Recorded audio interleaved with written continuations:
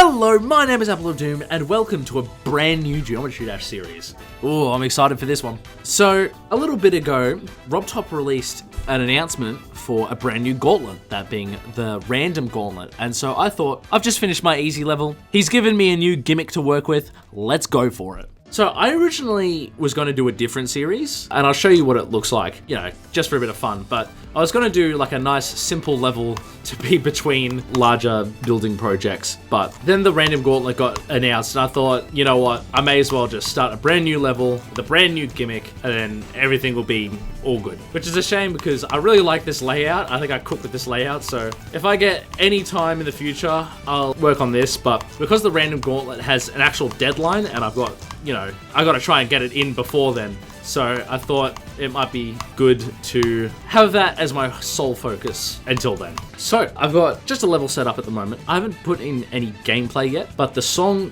is Empress by Korai, which you might actually recognize as the Pattern Seeker song. And I want to take a look at Pattern Seeker and a few other levels just to get some inspiration and show you what I'm thinking for this level. So just like with my easy level, which no one actually looked at this, I made a list with all the levels that were inspired that and uploaded it to my account, but I've gone through and added a couple of levels that I'm inspired by for this random level. When I first heard the announcement, for some reason my first thought was Pattern Seeker. Now, if you don't know what Pattern Seeker is, it's basically, the song is very repetitive, and so you can basically listen to the song and do the same gameplay over and over again because the song is very repetitive, which I think will be good paired with the idea I have.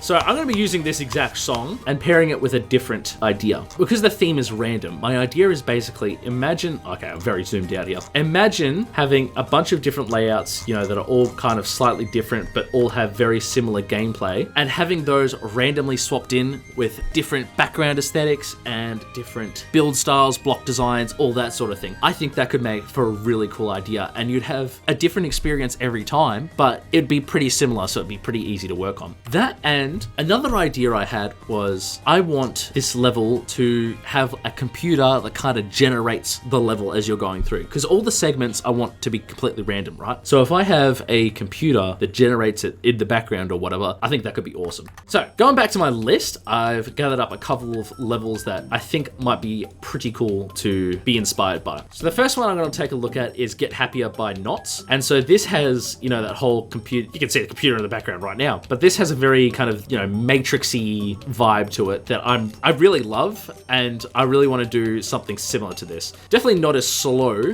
but this level is also a little depressing, so I don't want it to be as depressing as this, but I really love the little neon buzzy type, I don't know how I died there, the little blue bits that come up in the level. I think that looks really good. Another one I want to look at is Own Display by Elmato Swag, because the way this level uses like particles and camera triggers and all that, like exploding out of the TV there and doing all that sort of stuff, I think that's awesome. I really want to have stuff like that in my level too. Especially how in this section you got the kind of TV border around the player. Helps frame it a lot and helps add a lot to the theme. I think that's great. I really like that. Another level I wanted to look at was Aero Blue Vista, which is very much inspired by kind of Windows XP, which has a very unique aesthetic to it. You can see the computer in the background and everything. Especially in this part, you got the little mouse that kind of follows the player as well. That's such a cool detail. The other level I was inspired by was WannaCry. Now this is a lot darker and has, okay, cool. Now this is a lot darker and has a lot more going on, but the main idea I want to take from this is the kind of internet aesthetic that this has kind of got going on. I think it's really cool and I really like it and I really want to incorporate it.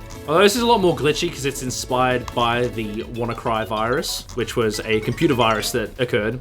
But this part is so cool. This is honestly makes it one of my favorite levels of all time, just this whole section here. I want to do something like this, and I think this level that I'm working on now would be a great place to incorporate something that has a similar vibe. The last level I've got here is Lucent Garden, which this isn't very techy, but what it is almost like a Frutiger Aero type style where it's got a lot of flowers and deco and that sort of thing. So this style was very popular in the Windows XP era, which is pretty similar to Blue Arrow Vista that we checked out before. And so I really love the use of like all the flower imagery and the like really flat aesthetics. So this was originally one of my inspirations for the simple level that I was going to do, but I think it'd work really well in this context as well, especially this section here with all these different like moving parts and stuff. I think this part looks awesome and it's really the kind of style I'm going for. So with that all in mind, it's now time to do a couple of different pieces of gameplay for the same part. This is going to be very strange to do. I'm not used to making 3 different layouts and merging them together. That's essentially what I'm doing. Maybe 3 or 4, I'm not sure yet. I've offset the song a little bit so it starts just over a minute in, and it leads into this nice like drop here. Hopefully this song won't be copywritten, because I know I had that problem with the last level I did. But what I think I want to do to begin this off is have a little structure as the spawn point. Add this to group 1. If I go into here, go into settings, spawn group 1, then your player icon will stop here. And so I think I actually want to start with an invisible player and have, you know, a little bit of like the background sort of thing going on. I'm just going to do the layout for now, but it's good to keep in mind the kind of direction you want to take with all the pieces before you put them together. So I'm just going to hide the player until it hits here. And then from here on out, the level is going to be completely random. So what I'm going to do is have, I think I'll start with 3 for now. 3 different platforms that is going to become my basis for the layout. I need to create them in segments and have them start and finish in similar spaces so that they can go on to each other. So the way it'll work is Rob really wants us to use the random and advanced random triggers in this level. So what you can do here is the random trigger is just for a 50-50 split, but the advanced random, you can add a number of IDs with a number of different percentage chances that will spawn. So essentially I can have probably these 3 gameplay things all on different groups. So I think we'll make the first one group 2, the second one group 3, and the third one group 4. And then if I go into the advanced random trigger, I go group 2, have that as a 33% chance, have group 3 as a third as well, and have group 4 as a third chance, and now these are all 33%. And so what I can do is if I toggle all of these off in the beginning, so group 2 gone, group 3 gone, group 4 gone, what I can then do is realize I've stuffed everything up. What I actually want to do is have these on new groups. If I redo what I just did, but with groups 5, 6, and 7, what I can do is create toggle triggers that activate groups 2, 3, and 4. And if I put these on the new groups we made, 5, 6, and 7, then what happens is the random trigger should randomly pick one. Shoot, I've done this wrong. These should also be these groups. No, I did do it right. Okay, now I've just confused myself. Okay, here's where it gets a little confusing. Wait, I just realized I don't want these to be toggled off. Wait, yeah, I do. So now we're gonna have an extra layer of groups. So group 2 will move down, I believe this is 20. 1, 2, 3, 4, yep, 20. And this will be on group 6. No, this will be group 5. And then we go here, group 3, make that 6, and then up this to negative 40. Oh, shoot, it's 400. This is 200. There we go. And then I keep increasing this one by one. Then what should happen is we get one of them. Good. So if I, like, for example, just place spikes randomly, so we'll have it so that the first layer has 1 spike, the second layer has 2 spikes, the third has 3. So if I play it, I forgot to group them up. So, why are they all appearing? Let me look up a tutorial on this and get back to you guys on how it works. Turns out I'm stupid and these 6 should be spawn triggered. Right, now if yeah, look at that. So we got group 1, we got group 1 again, we got group 3, we got group 2. Awesome. So this basically sets up the entire premise for the level. There's going to be chunks that go, I just pointed with my hands as if you guys can see it. It's going to be chunks of the level that are going to be randomly added in. So for testing purposes, I'm going to have to disable all of this for now and playtest each one and come out with a layout. So I think I'm going to do that kind of off screen because I found that layouts are really hard to both talk over and represent in the video. So I'm just going to skip to the end of that and hope I have a good video out of this. And this is working well already. I actually upped the number of segments to 5. So there's 5 different things of gameplay that it'll randomize between. I think that adds enough variation. So if I play it, here's one. That's cool. There's another one. I also randomized the game mode, or didn't randomize the game mode, but I have ones that have different game modes because I think that adds quite a lot to the gameplay and to the randomization as well. Here's a ball one. Yeah. So if I have enough like random pieces to it, every single playthrough is going to feel slightly different, but I still want it to be relatively readable. I think the lowest you can go is 6 stars, which is interesting. I thought that would at least allow, you know, like hard or even normal or easy levels, but no, it's 6 to 9 stars, which is a bit of an exact star count to hit, but I think this should be good. Like, this sort of gameplay is absolutely fine. So I think I'm going to do a couple segments of that and see how it goes. Basically, I've started using this toggle trigger to show everything. So here's all 5 thingies. If I grab this, I copy paste it, move it over. Hopefully this will loop right. Yeah, that looks pretty good. This will be the next segment. I'll take it off at 12. I'll go to here, regroup, which is awesome. Get these, put these on a new group, 23, and then boom. They're the same for now. I'll change them up in a second, but you get the idea. So if I play through it, ooh, it's slightly out.